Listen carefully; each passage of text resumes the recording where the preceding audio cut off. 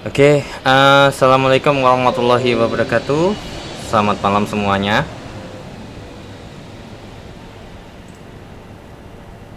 Hal- Waalaikumsalam warahmatullahi Oke, wabarakatuh. Waalaikumsalam warahmatullahi wabarakatuh. oke, suara saya kedengaran ya, aman ya berarti ya suaranya. Oke, uh, sorry sebelumnya, mungkin untuk pertama minggu kemarin nggak saya upload ya. Jadi mungkin bakal saya review ulang aja terkait dengan modul ke-6 terkait dengan asam, basa, dan garam gitu ya. Kalau misalnya di pelajaran waktu sekolah itu biasanya digabung tuh asam, basa, dan garam. Yang walaupun sebenarnya di bagian garamnya itu kadang dibagi tersendiri yang nanti ada larutan penyangga dan hidrolisis garam. Oke, so far gimana untuk tutornya? Apakah ada Error kendala? terus. Untuk enggak, maksudnya untuk kimia dasar untuk sesi satu ataupun sesi 2-nya ada kesulitan? Alhamdulillah lancar. Udah lancar. Oke. Ya udah, untuk pertemuan kali ini terkait dengan review dulu ya, terkait dengan apa namanya asam, basa, dan garam gitu ya. Oke, jadi kita mulai dari dulu dari kalau kita versus terkait dengan asam, asam kita versus atau kita lawankan dengan basa. So, apa dulu perbedaannya kita? Ya, apa perbedaannya secara umum? Mungkin bisa dibantu perbedaan asam dan basa.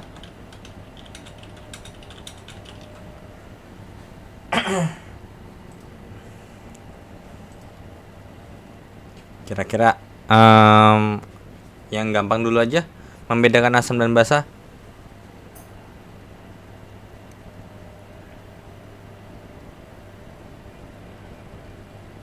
Halo, halo, halo. pH pH-nya, oke. Kalau asam kenapa pH-nya? lebih rendah. Lebih rendah daripada 7 ya. Ya, Iya, Oke, pH-nya lebih rendah daripada 7. Kalau untuk basa bagaimana? 7 ke atas. Ya, 7 tujuh ke ke atas. atas. Ya, pH-nya lebih besar daripada 7. Walaupun sebenarnya ada beberapa ya, kalau mungkin ada juga yang bilang bahwasanya 7,1 ya masih sosok lah mirip dengan netral. Cuman ya tetap aja itu termasuk basa sebenarnya. Ya kalau kalau kita bandingkan dengan deskripsi atau perbedaan asam dan basa. Kemudian ada lagi. Asam bersifat korosif. Oke, sifatnya korosif. Sedangkan kalau untuk basa, Apa ya namanya? sebenarnya bisa kita katakan mungkin kalau dibilang licit itu mungkin sifat itunya, ada juga yang bilang namanya kaustik ya. Kaustik. Ya kaustik. Terus kemudian ada lagi, gimana kira-kira kalau rasa? Ya pastinya asam, ya asam. Ya Kalau rasanya pahit, masam gitu ya, masam. Terus kalau misalnya untuk basa rasanya Pahit, pahit pahit. ya. Oke, pahit. Nah, kemudian ya sebenarnya kalau terkait dengan pahit ini juga bisa kita katakan ya sedikit licin gitu ya. Kalau di tangan ya, kalau konteksnya adalah sabun gitu ya. Oke, kemudian ada lagi yang membedakan kedua hal si asam dengan basa. Reaksi dengan lakmus. Reaksi dengan lakmus, yang dimana kalau misalnya untuk asam gimana? Memerahkan kertas lakmus gitu ya. Memerahkan kertas lakmus. Kemudian kalau untuk basa adalah Jadi biru. membirukan kertas lakmus. Membirukan kertas lakmus. Yang berarti kalau misalnya semisal nih saya punya kertas lakmus warna biru. Kalau saya camplungin ke basa misalnya, kira-kira dia berubah nggak?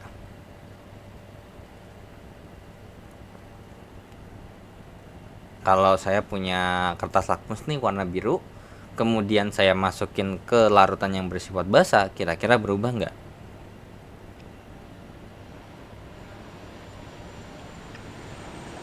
Hmm, Berubah nggak? berubah.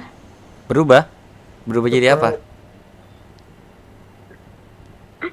Ayo, Tetap kira. biru. Tetap biru ya, tetap biru. Karena ya kan membirukan kertas lakmus. Ya kalau udah biru yang tetap biru. Ya, karena membiru kalau basah itu adalah membirukan kertas lakmus ya. Kalau biru ya tetap biru. Kalau merah baru berubah jadi biru. Nah, di mana untuk memastikan oh ini asam atau basa, makanya kita butuh keduanya. Karena apa? Karena ketika kita bahas netral, itu kan asam kagak, basa kagak. Yang dimana ketika kita masukkan kata lakmus, ya dia nggak berubah warnanya sama sekali. Kalau kita misalnya kalau kita ngeceknya cuma pakai warna biru doang, kalau dimasukin ke basa kan tadi nggak berubah. Nah, tapi kalau dimasukin ke garam atau sifat yang netral, itu juga nggak berubah. Nah, berarti kalau emang kita membirukan, kalau tetap sama warnanya tetap biru juga, ya masa kita bilang netral? Enggak juga, basa juga bisa. Makanya kalau kita mau ngecek asam atau basa pun, mau mengecek asam sama basa, ya kita harus gunakan itu sepaket. Ya, kertas lakmus warna merah dan warna biru. Oke, ini terkait dengan perbedaan asam dan basa. Kemudian dilanjutkan terkait dengan teori asam dan basa ya. Nah, gimana sih definisi asam dan basa itu? Gitu ya. Ada tiga teori yang bisa kita pakai. Yang pertama, kira-kira teorinya siapa?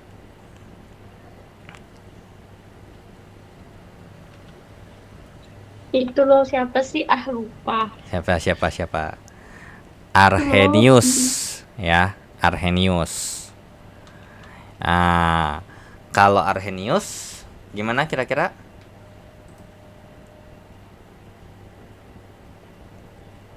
Ini patokannya adalah kalau dilarutkan ke dalam air gitu ya, dilarutkan ke dalam air.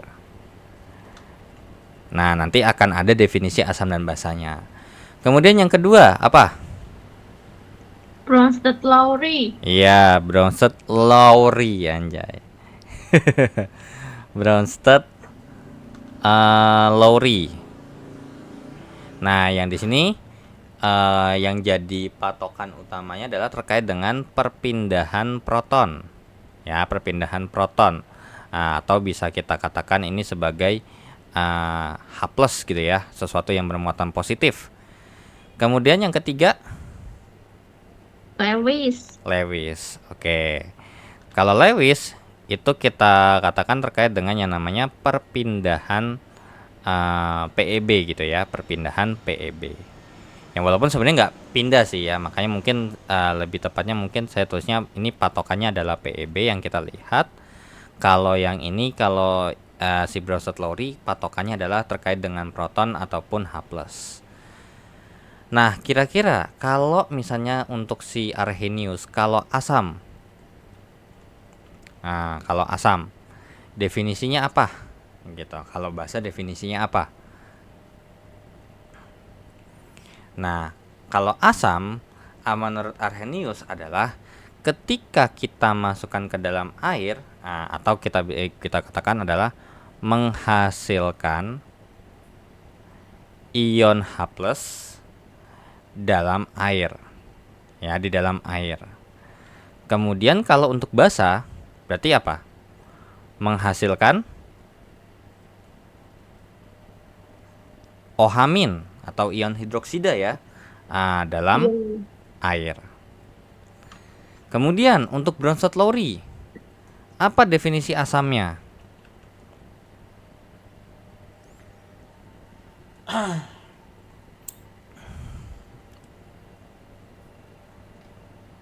Kelebihan H+.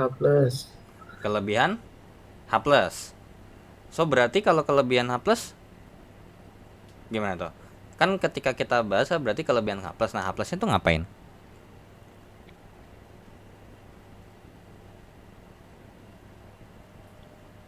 sebagai pendonor. Penyumbang. Nah, atau menyumbang ya kan, karena dia kelebihan gitu ya, karena dia kelebihan. Ataupun sebenarnya mungkin lebih kayak kita katakan ya, dia mendonorkan atau memberikan proton gitu ya, memberikan H+ atau donor H+, ya, donor H+. Nah, sedangkan kalau untuk si basa berarti kalau ada yang memberikan berarti ada yang menerima gitu ya. Menerima si H+. Menerima H+ atau kita katakan sebagai akseptor H+. Nah, nanti ini ada contohnya ya, nanti belakangan aja. Oke, kemudian kalau untuk Lewis, definisi asam gimana kira-kira? Kan ada PEB. Nah, kira-kira yang punya PEB atau yang nggak punya PEB?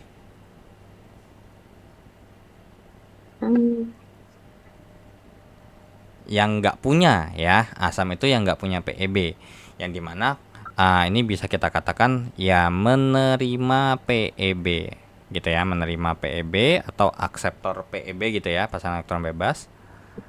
Akseptor PEB. Sedangkan kalau untuk basanya berarti ada yang mendonorkan ya, ada yang mendonorkan atau memberikan PEB-nya, atau sebenarnya ya dibilang memberikan ngasih terus hilang ya enggak sebenarnya, tapi ya kurang lebihnya kayak dipakai bareng-bareng gitu. Oke. Nah, contohnya kalau untuk Arrhenius ya sebenarnya ini enggak susah kalau untuk terkait dengan Arrhenius, yang dimana ketika kita menghasil misalnya contohnya apa ya untuk si Arrhenius ini, misalnya CH3COOH deh gitu ya. Nah, CH3COOH ini apa?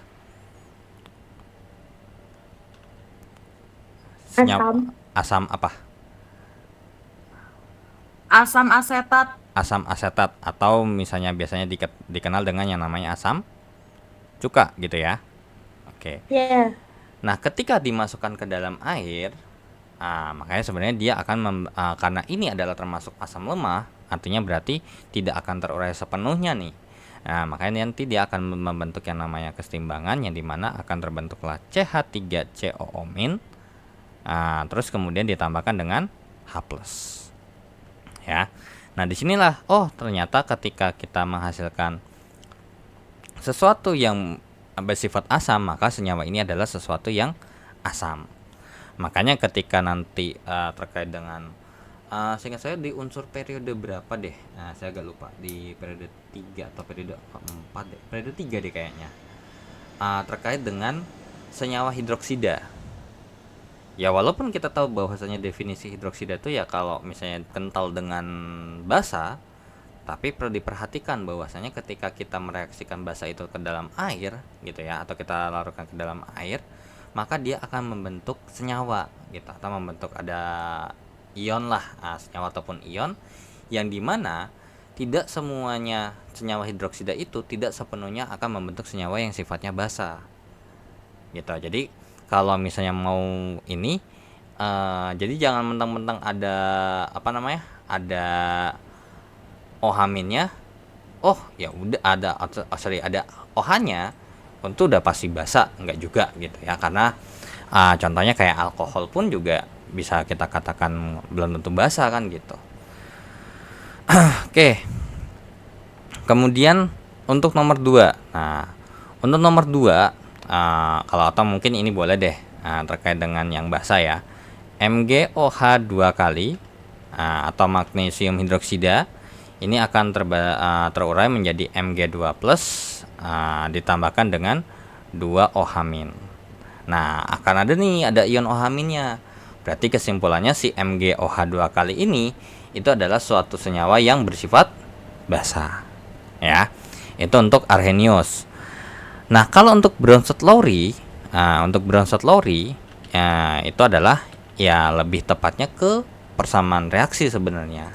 Ya lebih ke reaksi kimia sebenarnya. Ya walaupun sebenarnya kita tanpa membahas itu reaksi kimia juga nggak ada masalah kok, bisa kok gitu. Oke, contohnya adalah misalnya HNO3 ditambahkan dengan H2O gitu ya, akan akan membentuk yang namanya H3O plus ditambahkan dengan yang namanya NO3 minus.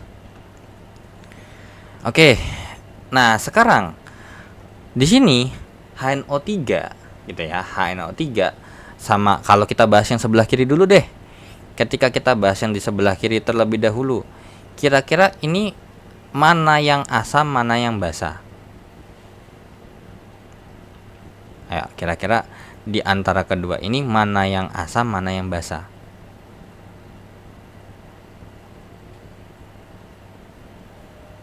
Ayo.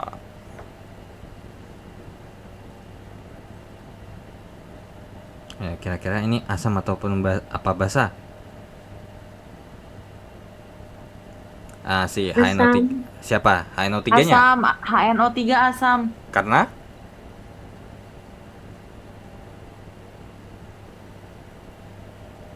Karena ya, karena apa? Balik nih, kita yang ditanyakan adalah terkait dengan Brownstedt Lowry, kan kita lagi bahas contohnya. Ya otomatis kita harus bahas ya cara konsepnya si Brownstedt Lowry. Jangan karena HNO3 nih asam nitrat, ya udah pasti asam ya. Emang cuman kan ketika kita ini kan kita mau bahas dari segi definisinya si Brownstedt Lowry. Kenapa bisa dikatakan asam gitu?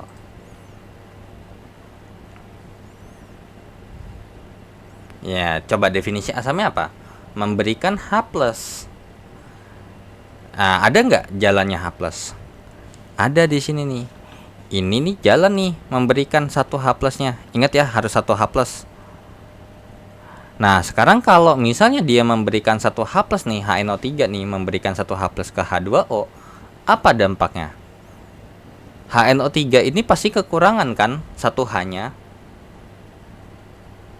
Makanya di sini ada NO3-. Terus kemudian untuk H2O, karena dia dapat satu H+, berarti H-nya sekarang ada 3. Berarti jadinya H3O+. Kenapa ada plus? Karena di sini bertambah satu muatan positif. Nah, jadi karena HNO3 di sini, ketika kita bikin, ternyata ketika kita reaksikan dengan air, terjadi perpindahan proton nih dari HNO3 ke H2O. Nah, karena dia memberikan, berarti si HNO3-nya ini bertindak sebagai asam, sedangkan H2O-nya bertindak sebagai basa. Nah, kalau yang di sebelah kanan sini berarti kira-kira gimana?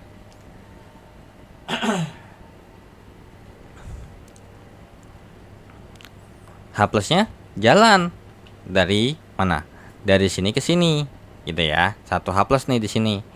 Sehingga apa? Sehingga si H3O+-nya ini akan bertindak sebagai asam, dan untuk NO3-nya bertindak sebagai basa. Nah, yang dimana biasanya ini ditanyakan pasangan asam basanya apa gitu ya. Oke, jadi ini pasangannya ke sini gitu ya. HNO3 itu ya berarti pasangannya ke NO3-. Nah, karena dia memberikan satu H+, ya udah makanya di NO3-. Nah, ini juga sama kalau dari kanan ke kiri kalau kita baca. NO3- ini mendapatkan satu H+ dari H3O+, sehingga dia membentuk HNO3, dan H3O+-nya berkurang satu nih H+-nya, jadi H2O. Satu H-nya berkurang nih, berkurang satu nih H-nya. Nah, karena di sini muatannya positif, terus kemudian buang satu positif, ya atau dikurang satu, ya berarti nanti hasilnya senyawa yang netral, ya. Oke, berarti di sini asam basa. Nah, di sini yang namanya adalah asam basa konjugasi. Ya, asam basa konjugasi.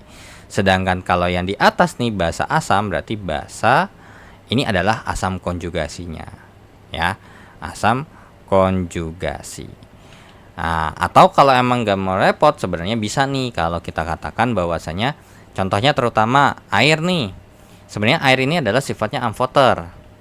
Kenapa? Karena ketika kita bahas H2O, dia akan bisa bertindak sebagai basa. Nah, berarti ini kan dia dapat satu H+ ya. Oke, berarti ini tambah satu H+ saya tulisnya. Sedangkan ini ke sini ini berkurang 1H plus. Oke, so berarti kalau misalnya dia berkurang 1H plus alias dia memberikan gitu ya, memberikan H plusnya, berarti nanti dia akan bertindak sebagai asam. Ya, di sini bertindak sebagai asam nih.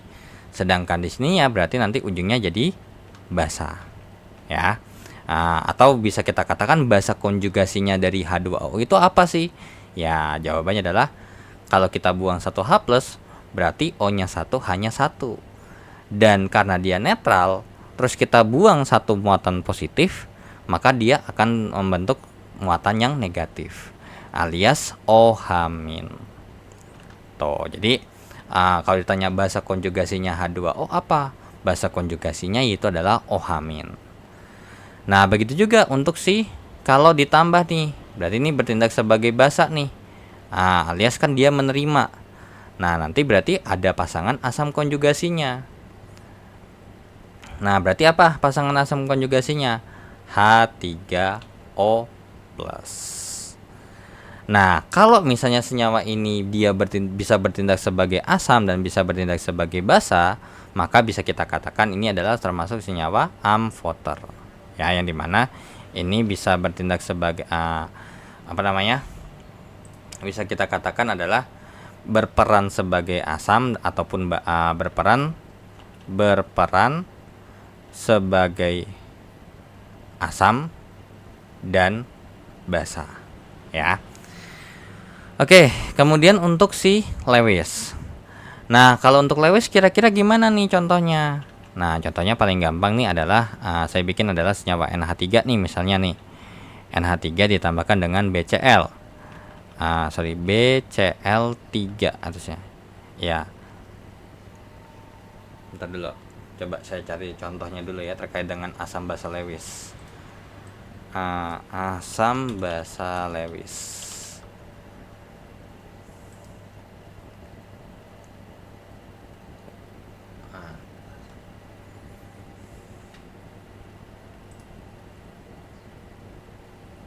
Oke, so semisalnya kita anggap kita pakai yang ini aja ya. Nah, semisal nih, oke, untuk H2O gitu ya ditambahkan dengan HCl itu juga bisa sebenarnya ya kan. H2O ditambahkan dengan HCl. Nah, ini kan akan membentuk yang namanya H3O plus tambah dengan Cl-. Nah, tapi kita nggak bahas di bagian sebelah kanannya sebenarnya. Yang kita bahas adalah bagian sebelah kirinya aja cukup. Oke. Nah, jadi H2O kan dia punya senyawa yang berbentuk bengkok ya atau huruf V yang dimana bentuk strukturnya adalah rumus terkait dengan bentuknya ya, alias geometrinya adalah kurang lebih seperti ini. Ya. Oke, di sini yang saya titikin ini adalah pasangan elektron bebas, sedangkan yang ini pasangan elektron terikat nggak saya tandain. Nah, untuk HCl itu adalah H strip Cl. Nah, di sini karena si O2-nya ini punya pasangan elektron bebas, ya kalau kita kaitkan dengan yang di atas, sebenarnya kan ini jadi H3O+ karena dia mendapatkan H+1. Alias berarti ini bertindak sebagai basa gitu ya, basanya si Brownstedt-Lowry, sedangkan ini bertindak sebagai asamnya si Brownstedt-Lowry. Nah, tapi pas kita cek ternyata dengan pendekatan si Lewis ternyata bisa dibuktikan juga bahwasanya ini ada PEB nih. Nah, sedangkan ini kan nggak ada PEB. Alhasil PEB-nya ini memberikan terkait memberikan H+-nya nih. Memberikan PEB kepada si H-nya dan nanti dampaknya adalah dampaknya adalah si H3-nya ini nanti bertindak sebagai oke. Ya udah ini buang nih ke sini nih. Nanti ini bentuknya adalah Cl- gitu ya. Misah kemudian di sini H3O+. Yang kalau digambar tuh ya gambarnya sebenarnya boleh lah kalau digambarnya begini. Set kan O-nya berdekatan dengan H-nya 1, terus kemudian ini dibuang lah atau ada ininya dah.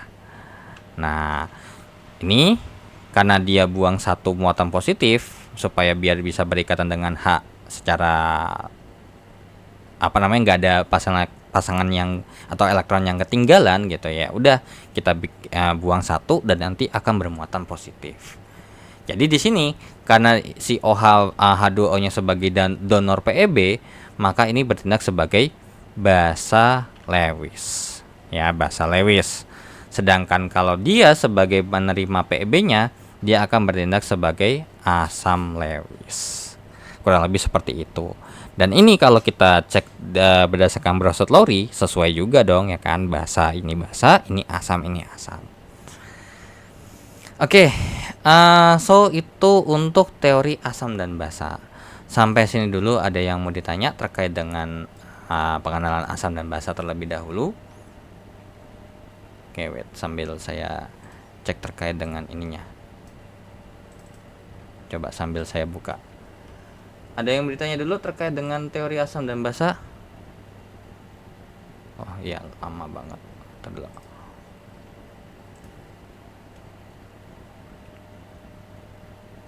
Ditanya kalau teori asam gimana ya? Saya pernah dengar tapi nggak terlalu coba ya.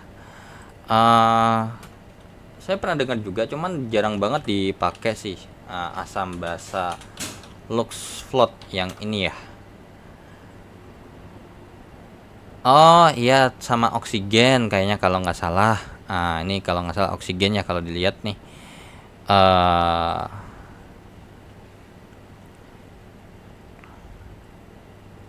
Tuh, kalau terkait dengan teori asam basanya Lux Float itu kurang lebih seperti ini. Jadi terkait dengan yang namanya ion oksida atau oksigen yang dimana berbentuk ion gitu ya. Nah, MgO tambah CO2 gitu ya, dimana ya sebenarnya ini basa sebagai donor ionnya, dan nanti akan membentukkan ini jadinya Mg2+ gitu ya. Atau mungkin ini boleh deh. Saya taruh di sini. Oh ya benar tuh, nggak bisa. Oke, tar dulu. Terkait dengan pH kenetralan sama dengan 7. Bentar. Tadi terkait dengan oke, ini keempat ya, teori asam basanya terkait dengan teori asam basanya si Lux Float, yang dimana definisi asamnya ini itu adalah akseptor atau menerima O2- gitu ya. Nah, sedangkan untuk basa itu adalah memberikan gitu ya, memberikan O2-. Nah, contohnya adalah kalau misalnya kita contohkan adalah ya misalnya MgO gitu ya. MgO ditambahkan dengan CO2 gitu ya, menjadi MgCO3. Yang sebenarnya ini kita tahu bahwasanya kan MgO ini itu bisa kita uraikan menjadi Mg2+ tambah O2-. Nah, lalu gitu ya, lalu si O2-nya ini jalan ke sini. Nah, jalan ke CO2 gitu ya. Nah, kalau misalnya kita lanjutkan lagi, berarti CO2 kalau ditambahkan dengan O2-, O2- gitu ya. Maka akan membentuk apa? C-nya 1, O-nya 3 dengan muatan -2. Nah, jadinya CO3 2-. Nah, lanjutlah lagi digabung, berarti apa? Mg, kita tahu bahwasanya tadi Mg2+-nya belum diapa-apain nih. Set Mg2+-nya ini bereaksilah atau bergabung dengan yang ada di sini sehingga dia membentuk MgCO3 ya, dengan reaksi di bahwasanya Mg2+ tambah CO3 2- akan membentuk yang namanya MgCO3. Kurang lebih seperti itu ya. Nah, di mana berarti bisa kita katakan yang menerima O2- ini adalah si CO2. Berarti ini bertindak sebagai asam. Sedangkan untuk si MgO sebagai yang memberikan ini adalah bertindak sebagai basa. Nah, jadi selain Arrhenius, Bronsted-Lowry sama Lewis, ada juga Lux Float. Ada juga teori terkait dengan asam basanya person gitu ya, hard soft acid base atau asam basa keras lunak gitu ya, yang dimana ada apa namanya terkait dengan elektronegatifan gitu ya, terus kemudian terkait dengan ion yang berukuran kecil, terus habis itu ada ciri-cirinya ya, kurang lebih seperti ini ciri-cirinya tuh. Asam keras dan basa keras cenderung memiliki karakteristik seperti ini. Terus kemudian asam lunak dan basa lunak cenderung memiliki karakteristik seperti ini. Nah, di sini ada juga contohnya, ya. Ya emang jarang banget sih terkait dengan si bagian yang terutama terkait dengan asam basa ini. Ya walaupun sebenarnya ya yang secara umum ini gitu, ya. Yang sebenarnya ini ada Lux Float, ada ini, terus kemudian ada Usanovich ya. Kemudian di sini ada tulisannya juga nih, asamnya definisinya apa dan basa definisinya juga apa, gitu. Asam batu basa atau bisa juga dengan teori Lewis. Oke, tadi dulu. Oke, kalau mengapa pH kenetralan sama dengan 7? Ya, kalau misalnya kita bahas terkait dengan apa sih namanya? Reaksi ionisasi air ya, sebenarnya itu ada hubungan dengan reaksi ionisasi air, yang dimana kalau reaksi ionisasi air itu kan adalah 14 kan gitu ya. Kalau dalam keadaan kondisi tertentu, yang dimana itu range-nya adalah 0 sampai 14. Kemudian kalau misalnya di tengah-tengahnya gitu ya, ya udah itu adalah sesuatu perbatasannya, ya udah tengah-tengahnya itu angka 7 ya. Oke. Terus kalau misalnya untuk ion Mg2+, ya apakah bisa didefinisikan asam ataupun basa? Harusnya sih, bentar. Ini ionnya, bukan MgO-nya. Karena kan di sini yang kita bahas adalah MgO tambah CO2 menjadi MgCO3 gitu loh. Karena kan ini MgO-nya, di mana MgO-nya ini ternyata dia memberikan si O2-nya ini ke CO2 gitu. Nah, cuman kalau emang kita lihat sebenarnya kalau untuk MgO ini basa. Coba kalau terkait dengan donor proton di sini nggak ada H+ sih. Jadi di sini nggak ada pakai, kayak harusnya Browser Lori nggak bisa karena di sini nggak ada H+. Ya kalau kita buang ya H+-nya dari mana kan gitu. Terus kemudian kalau dengan teori Lewis, terkait dengan donor PEB, MgO, coba MgO itu bentuknya senyawa ion sih ya. MgO coba struktur Lewis structure nya MgO. Sebenarnya dibilang bikin Lewis structure kayaknya agak susah deh. Ntar Mg2 Mga mendonorkan, kalau kita kaitkan ke sini menerima PEB. Kalau misalnya ini kan harusnya berarti menerima PEB, sedangkan CO2 kan tangannya kurang lebih seperti ini. Coba kita bahas dulu untuk CO2 kan pasti dia linear ya, kurang lebih seperti ini, dia nggak punya PEB. Sedangkan kalau MgO ini kira-kira kalau mau bikin PEB-nya gimana ya? Karena kan dia bentuknya adalah sebagaimana bahwasanya MgO ini adalah ikatan ion yang dimana 2+-nya ini dikasih ke O-nya gitu. Jadi pasan elektron bebasnya itu loh yang jadi kendala sebenarnya. Kenapa harus 14? Bagaimana jika seorang meneliti tekan neutralnya? Nah iya, kenapa harus 14? Karena kondisi tertentu gitu. Pada saat kondisi tertentu dengan tekanan tertentu ataupun suhu tertentu dia sama dengan 14. Jadi bisa jadi emang ketika kita bahas terkait dengan dari ujung ke ujung tuh, apalagi terkait dengan derajat ionisasi air itu bisa beda-beda. Karena kan terkait dengan konstanta air atau bentar deh coba nih. Nilai konstanta air deh.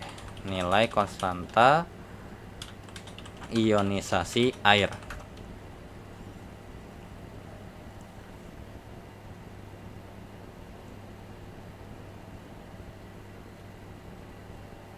Coba ada nggak?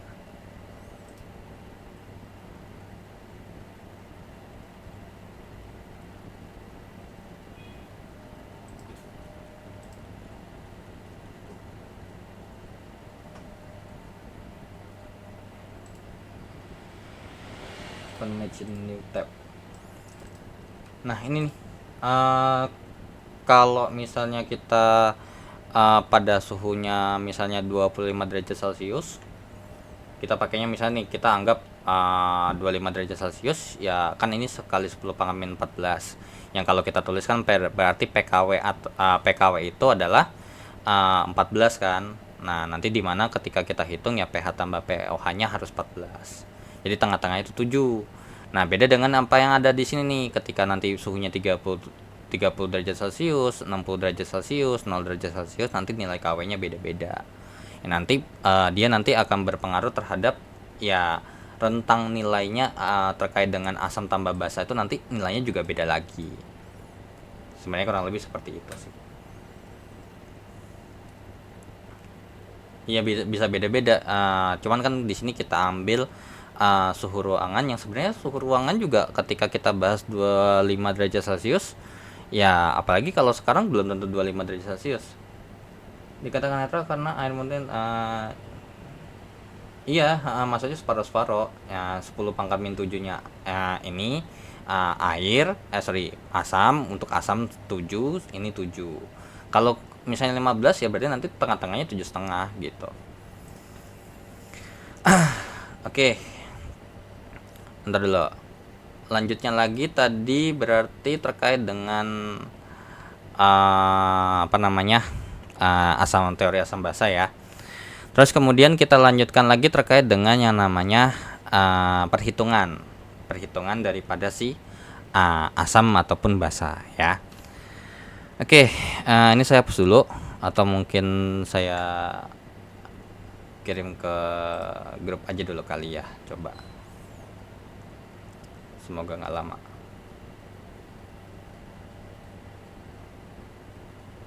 Mana Kimdas.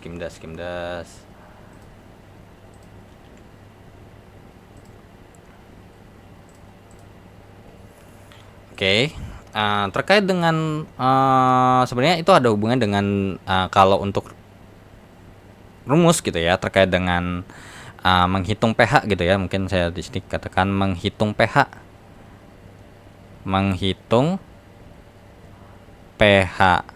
yang dimana kan kita tahu bahwasanya kan ada asam ada basa kan gitu ya, yang dimana ketika kita bahas asam itu ada dua, ada asam kuat,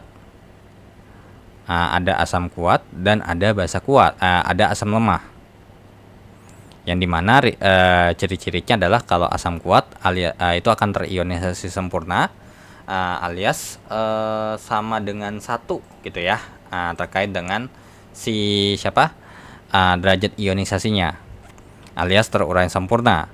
Sedangkan untuk asam lemah itu nilai alfanya itu ada di antara 0 sampai 1. Nah nanti untuk perhitungan pH-nya berbeda. Nah terus kemudian kalau untuk si basa ini juga sama, ada basa lemah gitu ya, ada basa lemah. Yang kemudian ini adalah alfanya sama dengan 1. Kemudian di sini basa lemah, basa kuat, yang dimana alfanya sama dengan 1. Kemudian di sini untuk basa lemah itu adalah alfanya ada di antara 0 sampai dengan 1 ya. Nah ini sebenarnya ada hubungan dengan yang namanya ionisasi air ya, ionisasi air. Yang dimana ketika kita bahas ionisasi air atau H2O itu kan sebenarnya terdiri daripada ion H+ ditambahkan dengan ion OH-. Yang dimana ini kan sebenarnya air itu pasti liquid, nggak mungkin larutan. Yang kemungkinan larutan ya ini aqueousnya sama si OH-nya.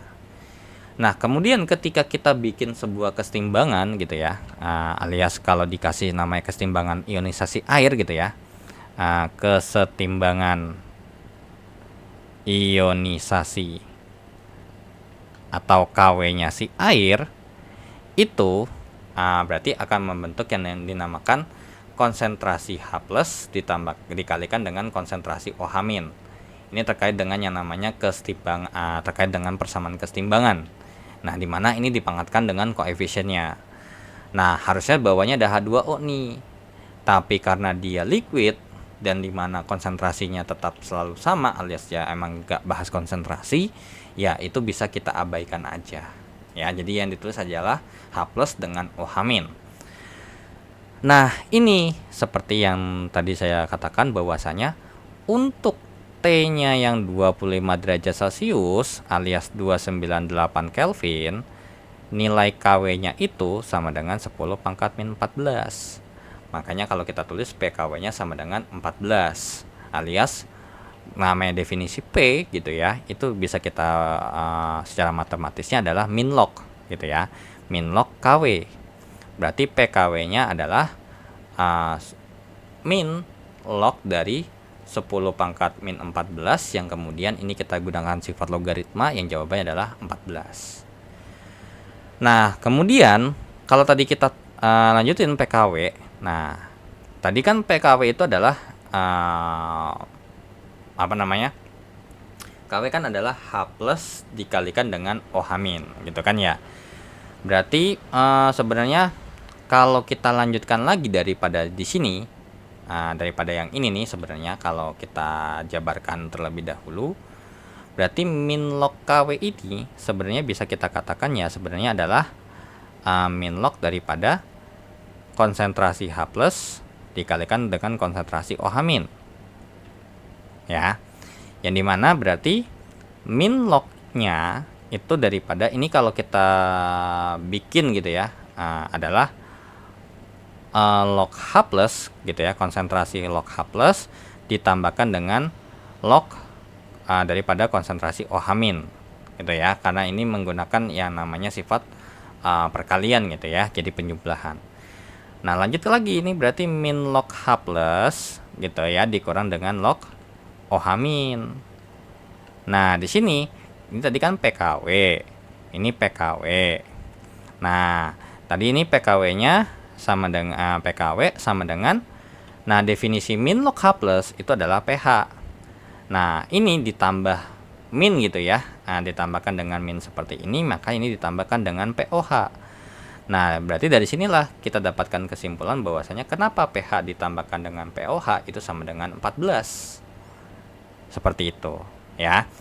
Nah, tapi dengan syarat bahwasanya yang suhu yang dipakai itu 25 derajat Celcius, yang artinya ketika ini kita bawa di suhu yang berbeda, otomatis untuk PKW-nya juga nanti akan berbeda karena nilai KW-nya ini alias konstanta ionisasi airnya itu akan berbeda karena pengaruh suhu. Seperti itu, ya. Nah, oke, jadi pH tambah POH sama dengan 14. Nah, di sini berarti di sini saya tambahin aja ya, terkait dengan pH itu rumusnya adalah min log H+ gitu ya, biar nggak bingung. Terus kemudian untuk POH-nya adalah min log OH-. Nah, di mana yang mempengaruhi pH berarti ion H+-nya, dan untuk POH adalah ion OH-nya. Nah, kalau misalnya kita bahas ini berarti yang kita bahas sebenarnya bukan masalah pH-nya doang, tapi H+ ataupun OH-. Nah, untuk asam kuat, karena ketika kita punya contoh asam kuat itu adalah asam kuat H2SO4, contohnya ya, contoh asam kuat. Nah, H2SO4.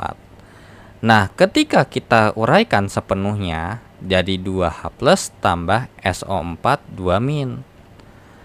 Saya anggap bahwasanya H2SO4-nya ini punya konsentrasi sebesar M besar. MA deh, saya tulisnya MA gitu ya. Nah, ini mula-mulanya nih reaksi sisa. Nah, di mana ini awalnya kan nggak ada, alias ya ibarat kata ketika belum kita masukin ya belum terurai. Nah, di mana karena dia terurai sempurna berarti ini habis. Maka di sini nanti akan bereaksi sebesar MA. Nah, ini karena yang kita butuhin adalah H+-nya aja, maka di sini 2 dikalikan dengan MA.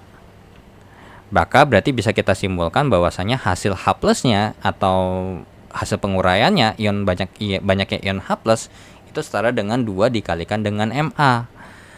Nah, kalau misalnya untuk kita pakainya HCl gimana? HCl H plus tambah Cl min. Yang dimana ya kalau kita lakukan hal yang serupa gitu ya, terkait dengan MRS, misalnya ini adalah Ma, terus kemudian ini habis gitu ya, maka H plusnya ini kalau kita pakai perbandingan mol gitu ya, atau perbandingan konsentrasi dengan perbandingan koefisien, ini juga Ma juga nih.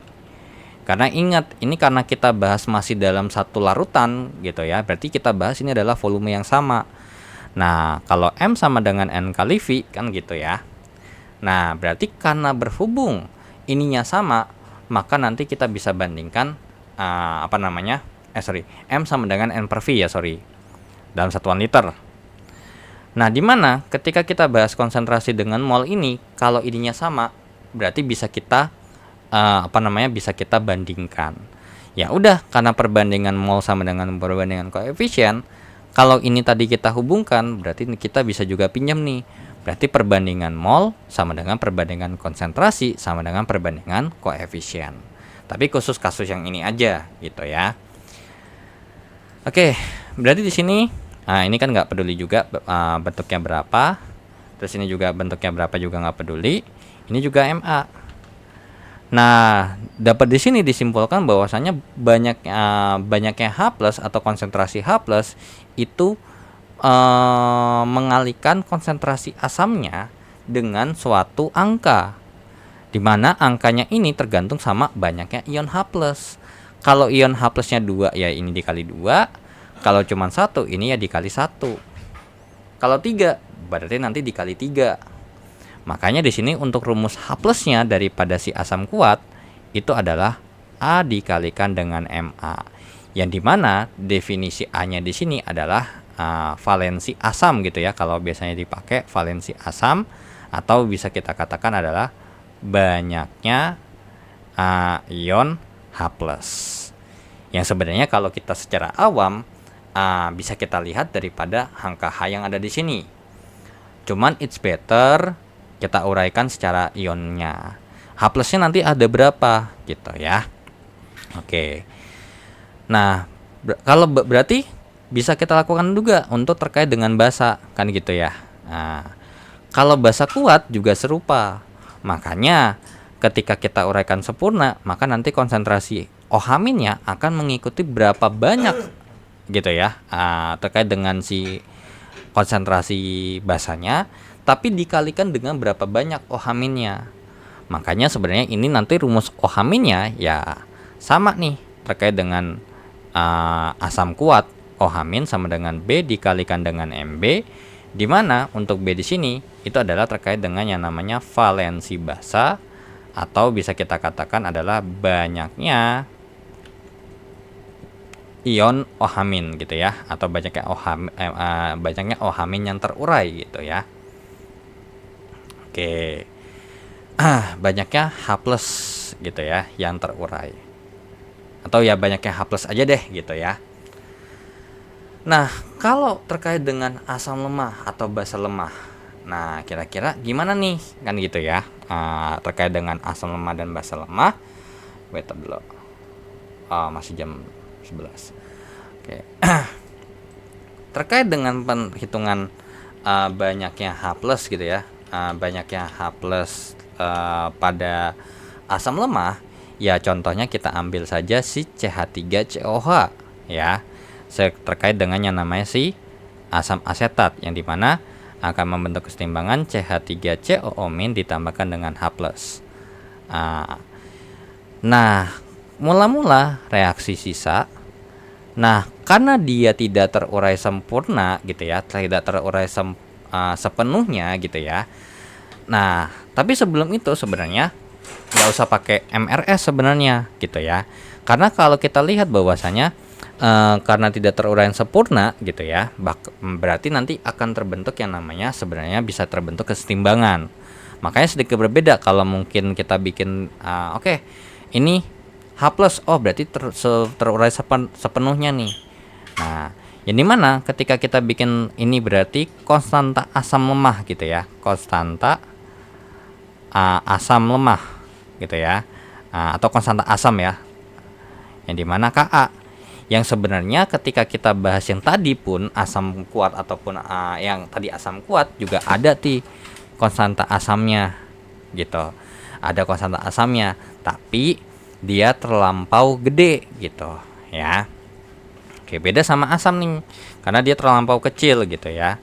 Dimana ini konsentrasinya adalah konstanta asamnya adalah konsentrasi si CH3COO- gitu ya, dikalikan dengan konsentrasi H+ per konsentrasi CH3COOH gitu ya. Sehingga rumus Ka-nya sendiri itu sama dengan, nah kita tahu bahwasanya ini itu kan gini ya, ketika kita punya di sini adalah Ma gitu ya. Nah, nanti ini kan akan terurai sebanyak Ma, alfa dikalikan dengan Ma. Yang dimana 1 dikurangkan dengan alfa dikalikan dengan Ma. Nah, tapi karena berhubung gitu ya, karena berhubung bahwasanya alfa ini sangat kecil gitu ya, 1 kurang 0, berapa kalau dikali Ma juga nggak jauh beda nih nanti sama Ma.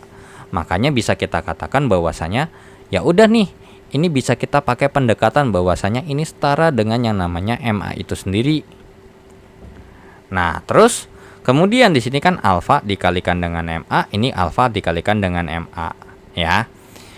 Nah, tapi karena berhubung yang kita mau turunin nggak ada hubungan dengan yang ada di sini gitu ya.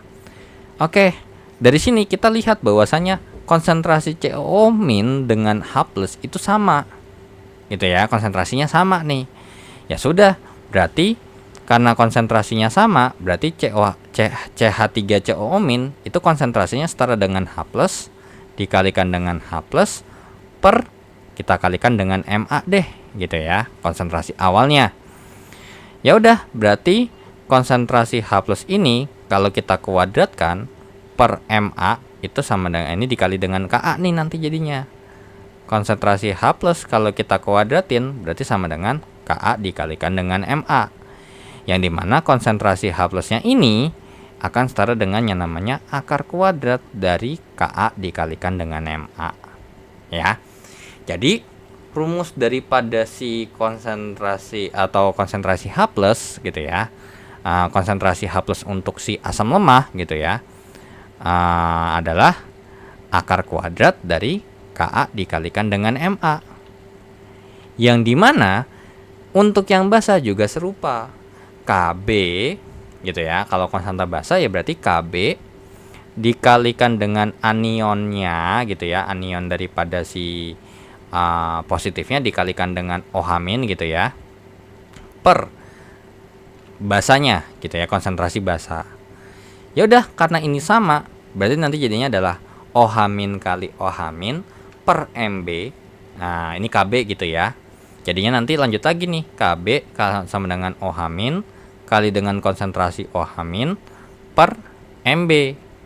Berarti Kb sama dengan konsentrasi OH- kita kuadratkan gitu ya, per Mb. Berarti konsentrasi OH-nya dikuadratkan ini itu setara dengan yang namanya Kb dikalikan dengan Mb. Nah, selanjutnya berarti sama kayak ada yang ada di sini. Berarti konsentrasi daripada konsentrasi pada OH-nya itu setara dengan yang namanya akar kuadrat daripada Kb dikalikan dengan Mb. Ya, kurang lebih seperti itu. Oke. Ntar dulu, ada lagi nggak? Wait. Untuk tadi lupa lagi apa aja. Ini terkait dengan asam basa kuat, terkait dengan perhitungan ininya. Jadi nanti kalau misalnya emang ngerjain terkait dengan nilai Ka tuh pasti ada gitu ya, terkait dengan nilai Ka dan Kb yang biasanya contohnya kurang lebih seperti ini. Bentar, coba. Bentar. Mana ya? Oh, ini. Yang kurang lebih seperti ini sih, ya. Asam lemah ini terutama biasanya ya emang asam lemah karena tergolong kecil nih. 10 pangkat min 2 gitu ya, apalagi yang ini makin kecil ya 10 pangkat min 10 ya. Kalau misalnya kita ini 10 pangkat min 10, apalagi terkait dengan alfanya juga, alfanya kan bisa kecil banget tuh ya. Yang dimana ya kalau kita kurangin dengan sesuatu yang kecil ya nggak jauh berbeda hasilnya gitu. Ya ini terkait dengan contoh beberapa contoh nilai Ka dan Kb untuk asam dan basa. Nah ini terkait dengan reaksi ionisasi dalam air nih, kayak contohnya asam asetat CH3COH ini membentuk kesetimbangan menjadi CH3COO- ditambahkan dengan H+ yang dimana nilai Ka-nya adalah 1,8 kali 10 pangkat min 5. Tapi perlu diingat lagi bahwasanya ini adalah konstanta tetapan kesetimbangan yang dimana ada pengaruh dengan suhu juga. Makanya nggak heran kalau misalnya ketika kita bahas soal asam asetat itu nggak 1,8, kadang yang dipakai tuh angka 1 alias 10 pangkat min 5 doang. Tapi ada juga yang nulis 2 kali 10 pangkat min 5, itu juga ada ya. Oke, ini tanya apakah ada contoh asam kuat yang bervalensi asam 3 paling tinggi 2 aja yakni. Oh ada, asam fosfat kalau nggak salah H3PO4. Coba ya, asam fosfat. Asam fosfat itu termasuk asam kuat kalau nggak salah ya. Termasuk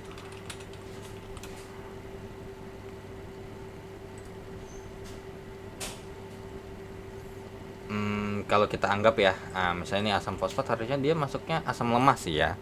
Cuman kalau ibarat kata kita mau menguraikan gitu ya, kalau kita mau menguraikan terkait dengan H3PO4 gitu ya, H3PO4 akan terurai menjadi 3H+ tambah PO4 3-, kurang lebih seperti itu ya. Cuman terkait dengan valensi asam, nah cuman gini, dari ini berarti kalau tadi kita coba kerjain sebenarnya untuk asam kuat dan asam dan basa kuat itu sebenarnya nggak usah harus pakai rumus gitu.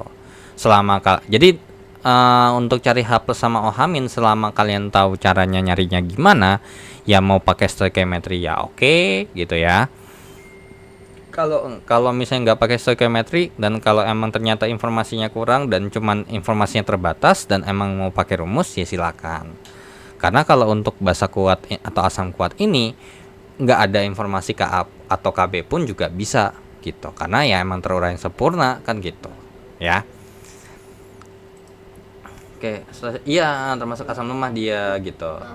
Nah cuman contohnya aja gitu, kalau emang ada ya ada, cuman ya kalau asam kuat bervalensi 3 kayak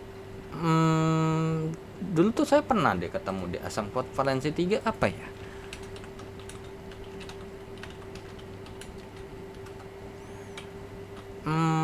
Ntar dulu.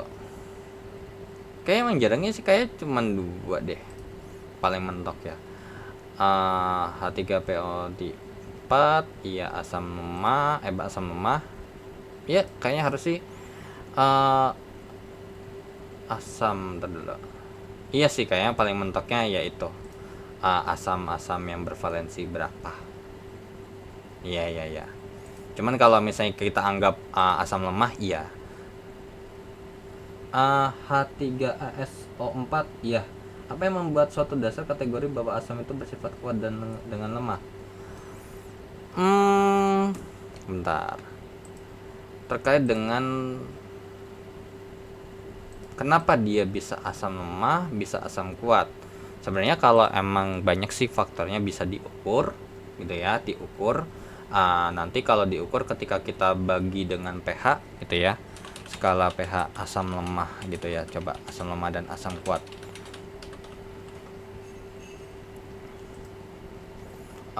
Biasanya tuh kalau di compare gitu ya, terkait dengan apa sih namanya asam lemah gitu ya, asam lemah, basa lemah itu bisa dilihat dari kalau kita ukur pH-nya. Kalau misalnya mungkin bisa kita patokannya kalau sebenarnya banyak sih, cuman kalau emang mau kita bilang patokannya kurang lebih seperti ini, kalau mau pakai tabel yang ini misal ternyata kalau misalnya pH-nya nih 3 sampai 6 atau 6 mungkin 6 lewat dikit gitu ya, itu termasuk asam lemah gitu ya, yang dimana terus kemudian kalau untuk yang kurang daripada 3 itu termasuk asam kuat. Itu kalau misalnya kita ukur pH-nya. Tapi kalau untuk terkait dengan mungkin dilihat dari Ka-nya,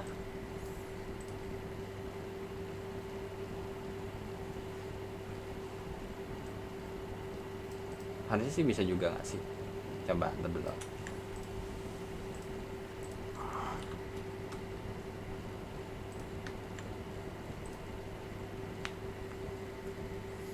Derajat derajat daripada si ini juga nih, kalau dia terurai sempurna itu juga termasuk asam kuat gitu ya. Terus kemudian terkait dengan konstantanya, kalau konstantanya terlalu tinggi, coba deh di sini ada nggak ya nilai konstanta asam? Coba saya cari dulu. Kalau untuk asam kuat sama basa kuat deh, coba ada nggak?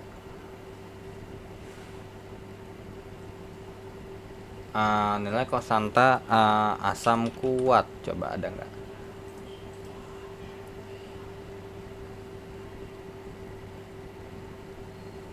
Bentar dulu.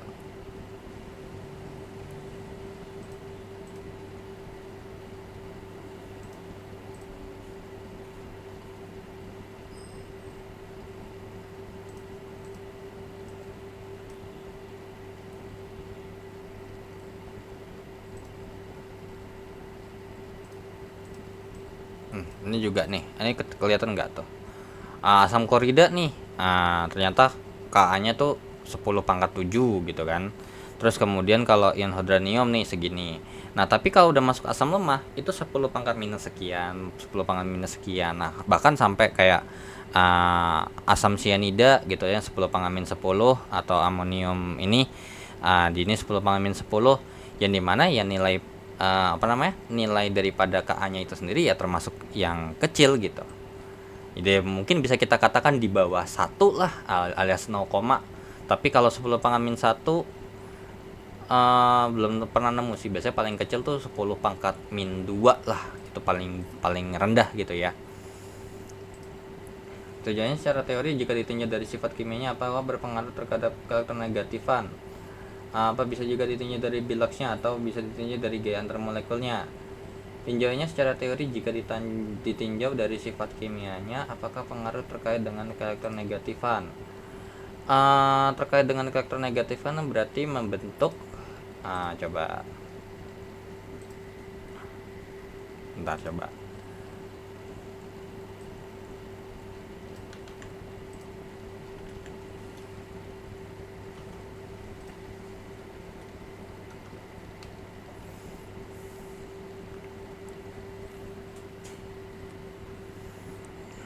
dulu. Kalau keelektronegatifan, coba bentar, tabel keelektronegatifan. Semisal HCl, oke, atau H3 HCl ataupun H2SO4. Misalnya kalau kita kaitkan dengan yang namanya HCl, atau yang gampang aja ya, ionnya satu aja ya, HCl, berarti H-nya itu kan 2,1 keelektronegatifan-nya. Nah, terus habis itu kalau saking karena dia kalau misalnya dia memiliki elektronegatifan yang mungkin lebih kita katakan, coba definisi elektronegatifan deh gitu ya. Coba dulu, kok saya agak lupa ya. Menarik pasangan elektron atau membentuk ion negatif ya. Nah kira-kira kalau misalnya semakin positif atau semakin negatif, semakin besar itu kira-kira berarti semakin gampang menarik atau semakin sulit menarik gitu. Ya sebenarnya bisa sih kalau misalnya kita bahas dari keelektronegatifan ya, harusnya ya. Terkait dengan keelektronegatifan harusnya sih bisa juga kalau kita ibaratkan, oke nih, ternyata H+ nih, HCl, ada tarik menarik nih elektronnya kan. Kalau misalnya kita bahas itu, oke, berarti karena berhubung dia termasuk yang gampang ngelepas gitu kan, artinya berarti ya kalau gampang ngelepas itu berarti bisa kita katakan ya elektronegatif atau terkait dengan ikatannya pun juga semakin lemah atau lebih gampang lemah gitu ya. Kalau misalnya ini kayak misalnya nih ikatannya lemah, gampang lepas. Nah, karena gampang lepas berarti makin banyak ion H+. Nah, semakin banyak ion H+-nya itu bisa kita katakan semakin asam ya, itu juga bisa kurang lebih seperti itu. Tapi Mas, kenapa HF dan tidak termasuk asam lemah sedangkan tidak termasuk asam lemah? Maksudnya gimana tuh? Tapi Mas, kenapa HN tidak termasuk lemah? Maksudnya termasuk asam lemah kali ya?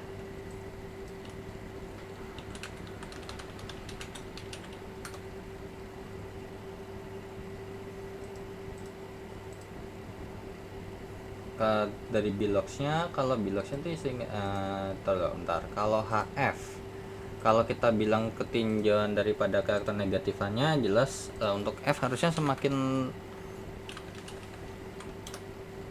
bentar, nilai karakter negatifan F berapa sih? 4 ya, dari atas ke bawah makin rendah. Iya.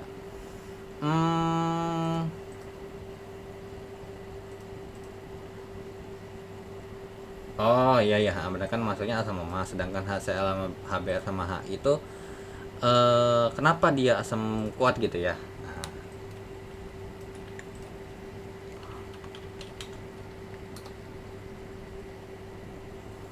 Metode dulu.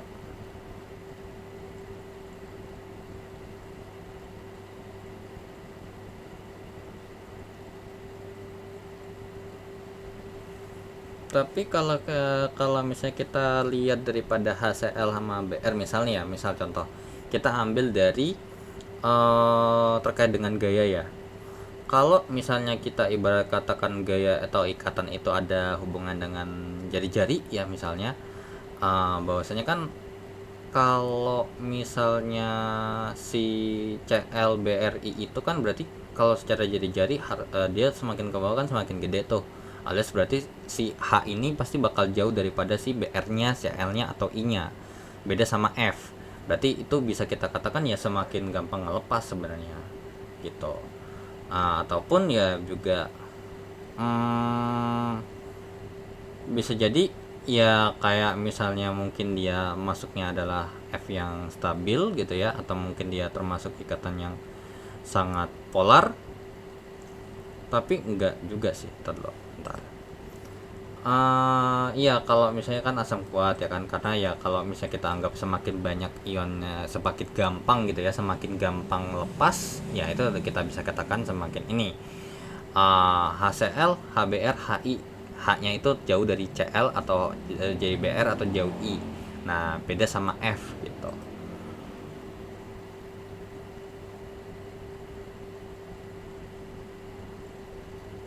Kalau kita bahas kekuatan ikatan bisa sih, cuman kalau karakter negatifan kalau semakin tinggi atau mereka semakin tinggi ikatannya cenderung semakin lemah.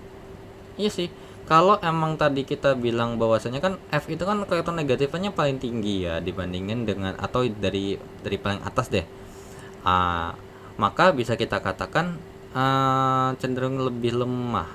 Iya, harusnya sih lebih lemah ya terkait dengan ikatan HX nya. Nah, jadi lebih ini lebih apa sih namanya, lebih gampang gitu ya. Kenapa ya? Mungkin yang lain ada yang bisa jawab terlebih dahulu atau mungkin punya celetukan? Kalau saya sih ya itu sih sebenarnya mungkin bisa kita lihat daripada selain kekuatan negatifan, ukuran mungkin, karena kekuatan ikatan kan juga bisa kita lihat daripada ukuran juga ya, semakin jauh gitu ya, apalagi semakin kayak ibarat kata oke, semakin gampang nih gitu, semakin gampang ngelepas, semakin sulit menerima, makanya kenapa karakter negatifnya kan makin kecil kan gitu.